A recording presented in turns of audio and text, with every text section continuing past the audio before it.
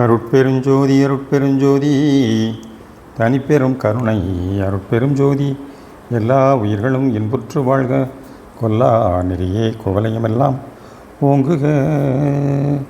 திருவருட்பிரகாச வள்ளற் பெருமான் இந்த உலகிற்கு வகுத்தளித்த சுத்த சன்மார்க்க நெறியினை தமது சொற்பொழிவுகள் மூலமாகவும் நூல்கள் வாயிலாகவும் வெளியிட்டவர்தான் திண்டுக்கல் சுவாமி சரவணானந்தா அவர்கள் தயா விளக்கமாலை என்ற ஒரு பதிகத்திற்கு ஒவ்வொரு பாடலுக்கும் உரை விளக்கம் சொற்பொழிவாக ஆற்றியுள்ளார்கள்.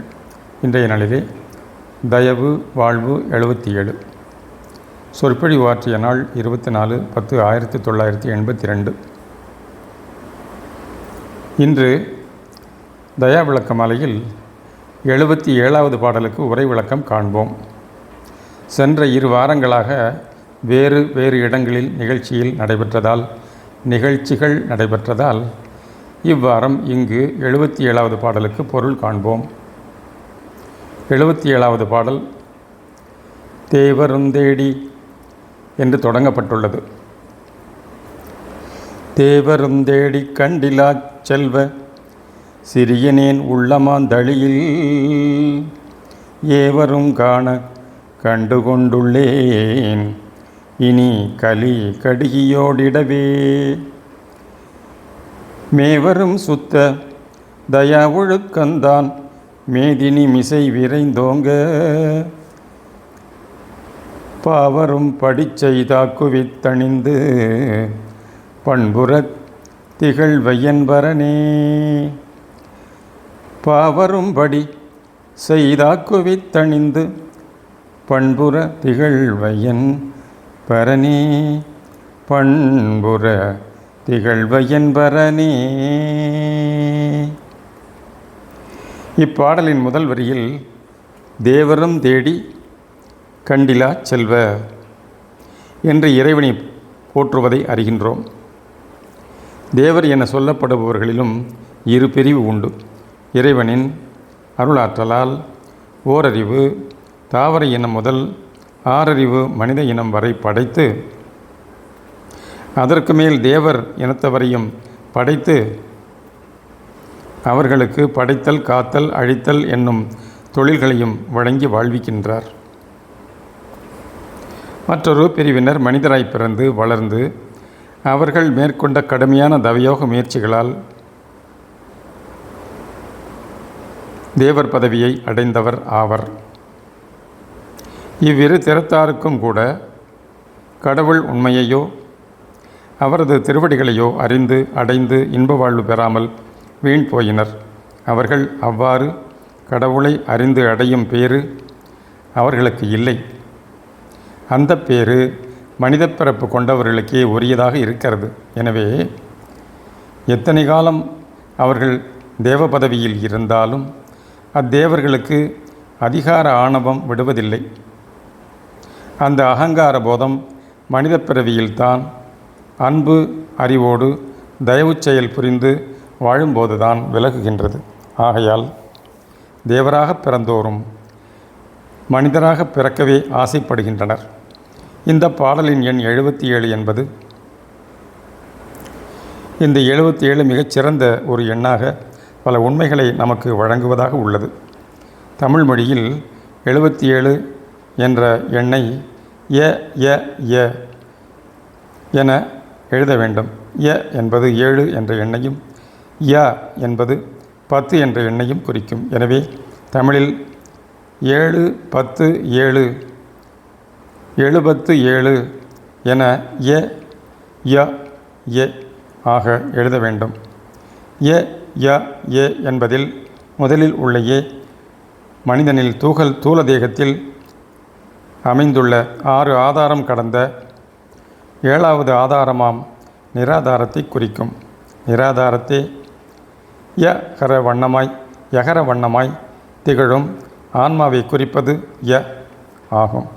சத்விசாரத்தால் ஆன்ம நிலையை அடைந்து அந்நிலை நின்று அம்மே நிலையிலிருந்து அனுபவத்தில் பெறக்கூடிய 7 நிலைகளை குறிப்பது மற்றொரு ஆகும். உருவ நிலையில் தூல தேகத்தில் உள்ள ஆதாரங்கள் 6. அவை மூலாதாரம், சுவாதிட்டானம், மணிபூரகம், அநாகதம், விசுத்தி, ஆக்ஞை. 7வது ஆதாரம் நிராதாரம் என்ற சகஸ்திரம். இந்த நிராதார நிலையிலிருந்து அனுபவத்தால் உணரக்கூடிய மேல் ஆதாரங்கள் 6. அவை படிகமேடை, 1008 கமல இதழ், ஓங்கார பீடம், குண்டலி வட்டம், ஜோதிஸ்தம்பம், சுத்த நடனம் ஆகும். 77 என்பதன் மற்றொரு பொருள் உலகங்கள் மேல் 7 கீழ் 7 உலகங்களாக சொல்லப்படும். மேல் உலகங்கள் பூலோகம், புவர்லோகம், சுவலோகம், தனலோகம், தபோலோகம், மகாலோகம், சத்தியலோகம் என்பன. கீழ் உலகங்கள் அதலம், விதலம், கதலம், சுதலம், தராதலம், மகாதலம், இரசாதலம், பாதாளம் என்பன. ஏ ய ஏ என்பதில் இருபுறமும் அமைந்துள்ள ஏ மேல் 7 கீழ் 7 உலகங்களை குறிக்கும். இவற்றின் இடையில் அமைந்துள்ளது பூலோகம் ஆகும். தேவர் ஆயினும் நரகராயினும் இப்பூலோகத்தில் மனிதராய் பிறந்துதான் மேல்நிலையை அடைய முடியும். பூ உலகம் என்பது அகஞான பூமியாகிய ஆன்மாவே. ஆன்மா ய என்ற எழுத்தால் குறிக்கப்படும். மேலும் பூ என்பது தாமரைப்பூ என்றும் பொருள்படும். தலைநடு விளங்கும் சகசிரதலம் 1000 இதழ் தாமரை பீடமே ஆன்மா விளங்கும் பூ உலகம் ஆகும். பூ உலகில் மனிதராக பிறந்தாலும் பக்குவ காலம் வரும் வரை கடவுள் உண்மையை உணர முடிவதில்லை. அவ்வாறு பக்குவம் பெறுவதற்குரிய தத்துவ நிறைவு உடைய உடல் மனிதனுக்குத்தான் உண்டு. தேவர்கள் தூல தேகம் உடையவர்கள் அல்லர். அவர்கள் சூக்கும வடிவம், ஒளி உடம்பு பெற்றவர்கள். தேயு என்றாலே ஒளியை குறிக்கும்.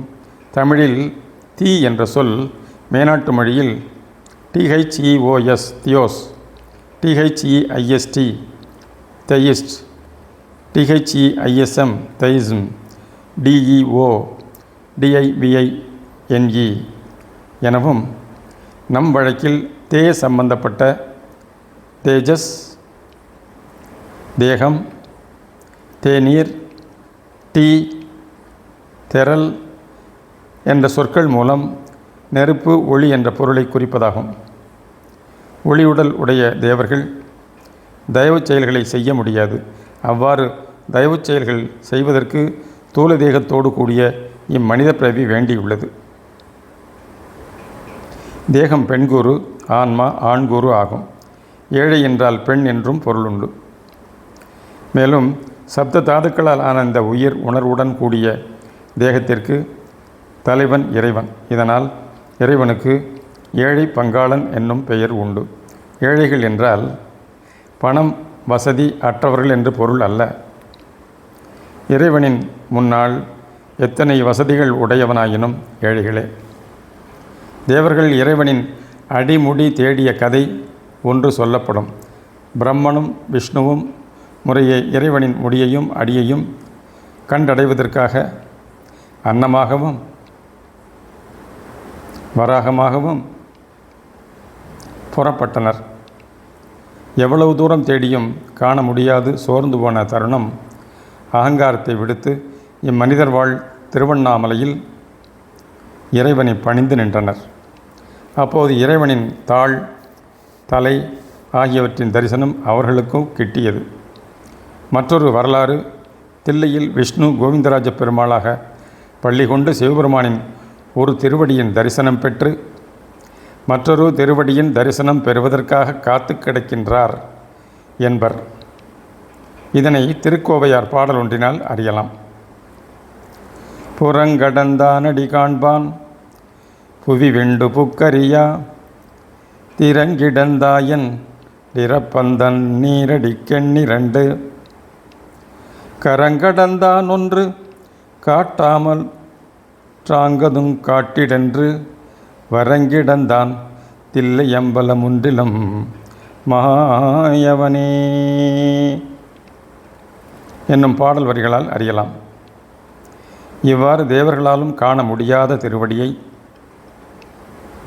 சிறியவனாகிய எனது தயை நிறை உள்ள கோயிலில் காண்கிறேன்.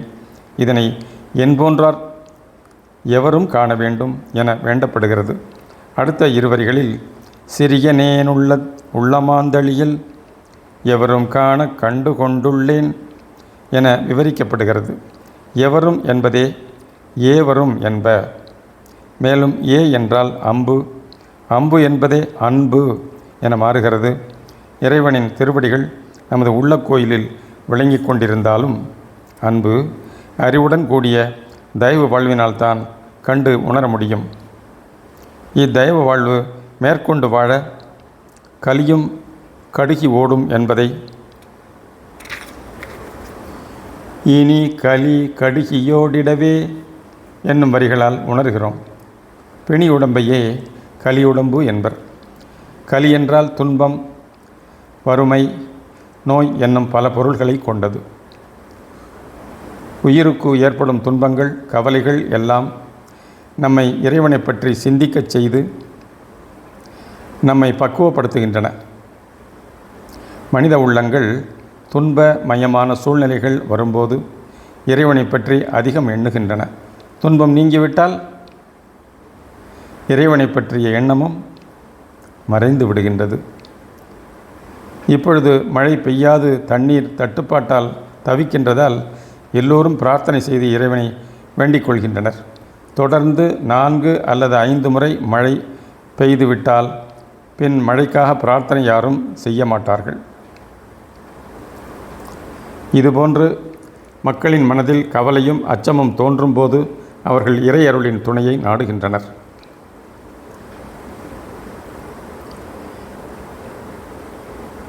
ஸ்கைலாப் என்னும் விண்கலம் பூமியை நோக்கி விரைந்து வருகின்றது என்ற செய்தியை கேட்ட மக்கள் எவ்வாறெல்லாம் அச்சமுற்று அலைமோதினர். ஒவ்வொருவரும் தன் தலையில்தான் அந்த விண்கலம் விழப்போகிறதோ என எண்ணினர். பிரார்த்தனைகளும் வழிபாடுகளும் நடத்தினர்.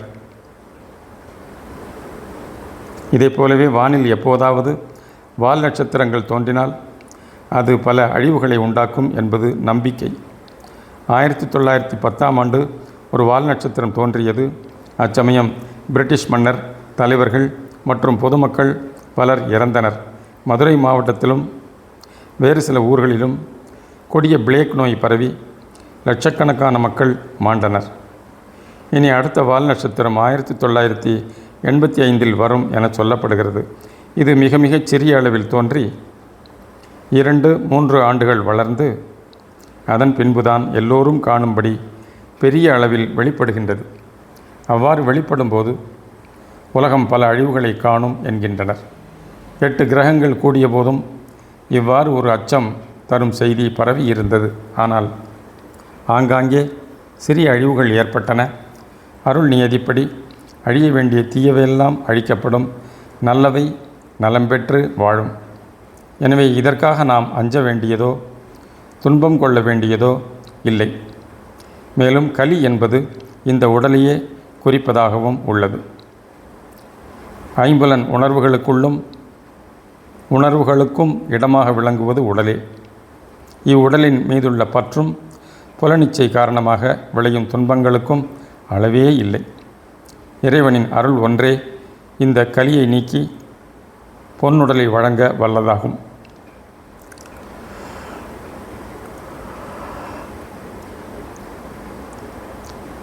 எனவே இந்த கலியானது கடுகியோட உதவுவது தயா ஒழுக்கமே. மேவருஞ்சுத்த தயா ஒழுக்கத்தான் மேதினி மிசை விரைந்தோங்க வேண்டும் என வேண்டப்படுகின்றது. மேவரும் என்பதில் மேவுதல், அடைதல் என்று பொருள்படும். இங்கு மேவரும் என்ற சொல் இரு பொருளை தருகிறது. மேவதற்கு அரியது என்றும் மேவுதற்கு அருமையானது என்றும் பொருள் தருகிறது. மேவுதற்கு அரியது என்றால் அடைவதற்கு முடியாதது என்றும், மேவுதற்கு அருமையானது என்றால் அடைவதற்கு சிறப்பானது, ஒப்பற்றது என்றும் பொருள் தருவதாக அமைந்துள்ளது. அரியதும் அருமையானதும் ஆக விளங்குவது சுத்த தயா ஒழுக்கம் ஆகும். ஒழுக்கம் இந்திரிய, கரண, ஜீவ, ஆன்ம ஒழுக்கம் என 4ஆக சொல்லப்படும். இவ்வொழுக்கங்களை பற்றி பெரியோர்கள், சான்றோர்கள், ஞானியர்கள் பலரும் பலவாறாக சொல்லியும் அவற்றை கடைப்பிடித்து வாழ்வதற்கான நெறிமுறைகளையும் வகுத்து வைத்தனர். ஆனால் அவையெல்லாம் இவ்வுலகின்கண் நின்று வாழ முடியாது, மறைவுற்று போயின. காரணம் தயவின்மையே. இன்று சுத்த தயவு நெறி வழங்குவது தயவுடன் கூடிய இந்திரிய ஒழுக்கம், தயவுடன் கூடிய கரண ஒழுக்கம், தயவுடன் கூடிய ஜீவ ஒழுக்கம், தயவுடன் கூடிய ஆன்ம ஒழுக்கமாகும். பொதுவாக ஒழுக்கமே முதன்மையானதாகும். இம்மாலையில் 71 முதல் 80 வரையுள்ள தயா ஒழுக்கத்தை கூறும் பாடல்களாகும்.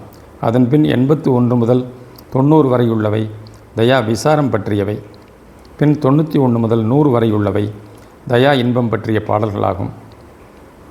ஐம்புலன் உணர்வுகளும் தயவு நிரம்ப பெற்றவையாக வாழ்தல் வேண்டும். இத்தயவு ஒழுக்கத்தை இவ்வுலகத்தில் பரவச் செய்தல் வேண்டும். இதனை புறத்தே இருந்து எவ்வளவுதான் சொன்னாலும் உணரமாட்டார்கள் உலகிகள். எனவே தயாபெருஞ்சோதிபதியிடம் இத்தயா ஒழுக்கத்தை உள்ளத்து உணர்விலே உணரும்படி செய்தல் வேண்டும் என வேண்டிக் கொள்ளப்படுகின்றது. அதற்காக பாவரும் படிச்செய்தாக்குவித்து அணிந்து பண்புறத் திகழ் வயன்பரனே என வேண்டப்படுகின்றது. பாவரும்படி செய்து என்பதில் பாடல்களை வருமாறு செய்து எனவும், பா என்பது பகர வடிவத் தலத்தை விளங்கும் ஒளி நிலையிலிருந்து வரும் பாடல்கள் எனவும் பொருள்படுகிறது. அதற்கு மேல் பா வரும்படி செய்து என்பதில் பா பாவித்தல் என்பது பொருள். பொய்யான வெறும் பாவனையால் பாவனைகள் மாறி உண்மையாகவே உன்னை சார்ந்து கொள்ளுமாறு செய்வதற்கு இத்தயா விளக்க மாலையை நீ அணிந்து கொண்டு அருள் புரிவாய் என பணிந்து வேண்டிக் கொள்ளப்படுகின்றது. திகழ்வாய் என்பதே திகழ்வை என வந்துள்ளது. கடவுள் உண்மை வடிவம் நம் அனுபவத்தின் பொருட்டு சிறநடு சிற்றம்பலத்திலே தயவு சுடராக திகழ்கின்றது. அதனை நாம் அறிந்து அடைந்து அதுவாக வேண்டியுள்ளது. அதற்காகவே அது தனது பிரதிபலிப்பை ஒருவனுடைய இடத்தே தேக உணர்வு, ஜீவ உணர்வு, ஆன்ம உணர்வு ஆகிய மூன்றும் கூடும் இடத்தையே முச்சந்தியாக கொண்டு விளங்குகின்றது. அந்த பிரதிபலிப்பையே நாம் என கொண்டு மெய் ஒளி முன் நின்று நினைந்த நினைப்பற்று முடிவில் அது ஆதல் வேண்டும். இதுவே பாவரும்படி செய்து ஆட்கொள்ள வேண்டினதாகும். அப்படி அதுவாகி இருந்து கொண்டு தயவு நிரம்பிய அனுபவம் உண்டாக வாழ்வதே நம் பதி ஆணை. இந்நிலை அனுபவம் பெருக அனைத்துலக மக்களும் தயவு. அருட்பெரும் ஜோதி, அருட்பெரும் ஜோதி, தனிப்பெரும் கருணை, அருட்பெரும் ஜோதி, தயவு.